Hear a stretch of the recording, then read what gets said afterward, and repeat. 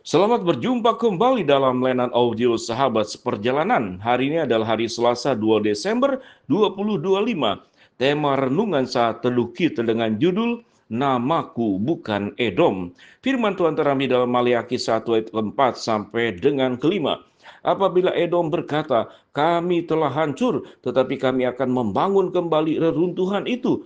Maka beginilah firman Tuhan semesta alam. Mereka boleh membangun, tetapi aku akan merobohkannya. Dan orang akan menyebutnya daerah kefasikan dan bangsa yang kepadanya Tuhan murka selama-lamanya. Matamu akan melihat dan kamu sendiri akan berkata, Tuhan maha besar sampai di luar Israel. Mari kita berdoa. Bapa yang di dalam sorga, kami ingin belajar dari bangsa-bangsa yang ada di dalam Alkitab. Kami tidak mengikuti apa yang menjadi keburukan yang dilakukan, tapi kami akan belajar segala perkara yang indah dan baik dari ketaatan orang-orang yang ada di dalam Alkitab. Dalam nama Tuhan Yesus kami berdoa, amin. Shalom sahabat seperjalanan yang dikasihi Tuhan, namaku bukan Edom. Sampai saya menjadi orang percaya sampai sekarang, belum pernah ada orang yang memberikan nama kepada anaknya itu Edom. Siapa itu Edom? Edom itu adalah keturunan Esau. Siapa Esau? Esau itu adalah anak dari Ishak dan Rebeka, kakak dari Yakub, saudara kembarnya. Dan siapakah Esau? Esau itu adalah cucu dari Abraham. Kenapa disebut Edom? Edom menjadi satu wilayah orang-orang keturunan Esau yang berada di tenggara Laut Mati, yang sekarang disebut sebagai wilayah Yordania. Apa itu kelebihan Edom? Edom itu kuat dan terampil dalam peperangan. Dan di daerah Edom itu daerah yang kaya dan makmur karena wilayah yang strategis dalam jalur perdagangan. Dari semua kelebihannya, kelebihan pertama tentunya harusnya Esau yang kembali di dalam renungan yang kita pelajari sebelumnya. Dia menjual hak kesulungan. Dia menjual segala perkara yang baik yang dari Allah.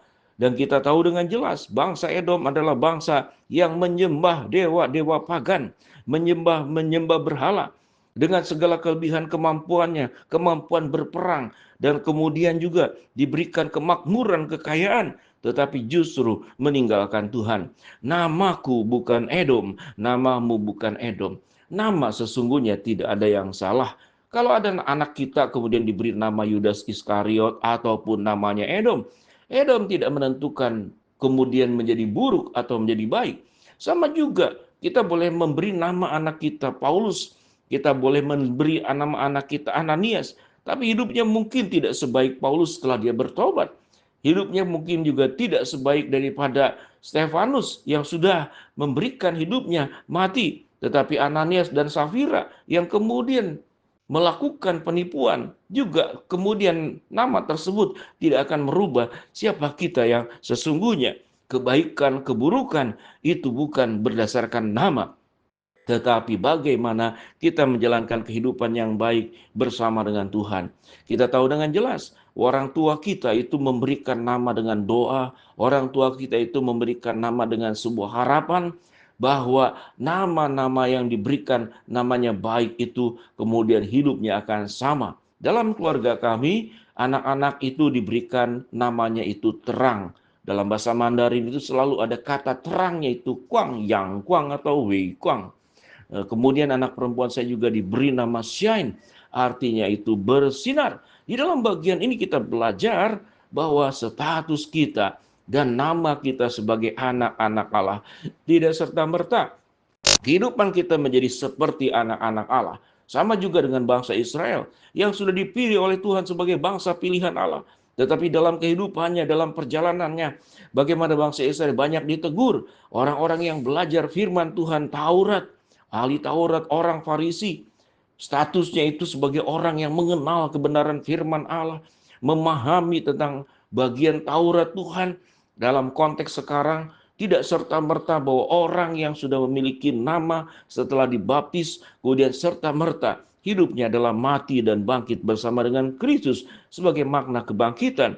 Orang-orang yang kemudian rajin ke gereja, pelayanan, mengikuti seminar, berdoa, berpuasa, sama seperti orang Yahudi ahli Taurat. Aku berpuasa seminggu 2 kali, aku tidak merampok, aku bukan penjina, bukan pemungut cukai, aku memberikan perpuluhan. Itu adalah perbuatan yang baik, tetapi seringkali itu dijadikan sebagai alasan untuk menyombongkan diri dan kemudian merendahkan orang lain. Apa arti sebuah nama? Namaku, namamu bukan Edom. Kehidupan Edom adalah kehidupan yang kemudian bukan berbicara tentang nama. Bukan salah kemudian diberi nama Esau. Bukan salah kemudian bangsa Edom sebagai keturunan daripada Esau. Setiap kita bisa mungkin terlahir dari keluarga yang tidak sempurna. Keluarga yang tidak baik-baik. Mungkin keluarga yang penuh dengan dosa. Tetapi seringkali kita melihat muncul orang-orang yang terbaik dari keluarga yang orang tuanya tidak memberikan teladan. Lalu kemudian hidup mencari jalan yang salah. Demikian juga ada orang yang kemudian hidup dari keluarga yang baik-baik, tetapi mengambil langkah yang keliru seperti anak yang hilang. Jadi artinya status kita, nama kita, yang kemudian sekalipun namanya itu baik atau buruk namanya di dalam kacamata kita, baik namanya diberi nama Yesus atau Yudas, diberi nama Edom, atau kemudian Ayub, tidak menentukan nama merubah kehidupan kita. Tetapi yang merubah kehidupan kita adalah bagaimana kita menjalankan kehidupan sebagaimana firman Allah.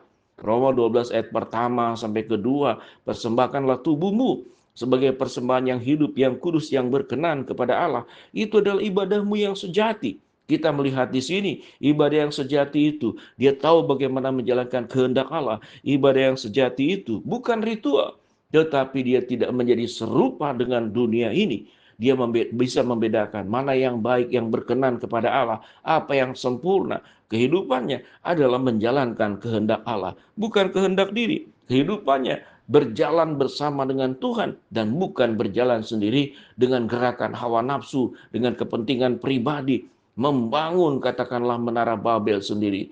Alkitab mengatakan, setiap bangunan yang engkau dirikan, aku akan meruntuhkannya. Mereka boleh membangun, tetapi aku akan merobohkannya. Dan orang akan menyebut itu adalah daerah kefasikan, bangsa yang kepadanya Tuhan sampai selama-lamanya. Ayat yang keempat yang kita baca, ayat kelima dikatakan, pada akhirnya matamu akan melihat dan kamu sendiri akan berkata, Tuhan maha besar sampai di luar daerah Israel. Pada akhirnya kehebatan kita, bangunan kita, kekayaan kita, kedudukan kita, kalau Tuhan mau rubuhkan, rubuh dalam sesaat. Sampai satu masa dan waktunya nanti kita harus mengakui bahwa sumber segala pertolongan kekuatan yang membuat kita sanggup, yang membuat kita mampu, yang membuat kita kaya, yang membuat kita makmur, yang membuat kita terampil seperti bangsa Edom, terampil dalam berperang.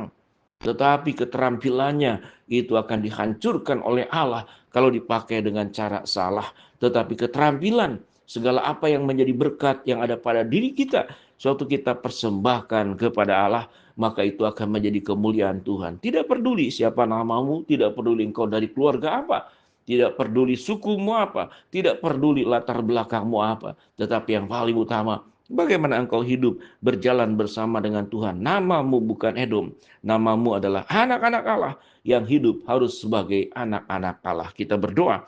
Bapa dalam surga, terima kasih buat kebenaran firman yang kami pelajari. Hamba-Mu berdoa buat sahabat seperjalanan yang sakit, Tuhan jamah sembuhkan. Sahabat seperjalanan yang sedang menghadapi masalah, Tuhan bukakan jalan.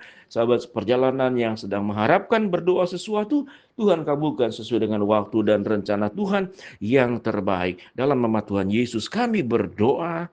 Amin.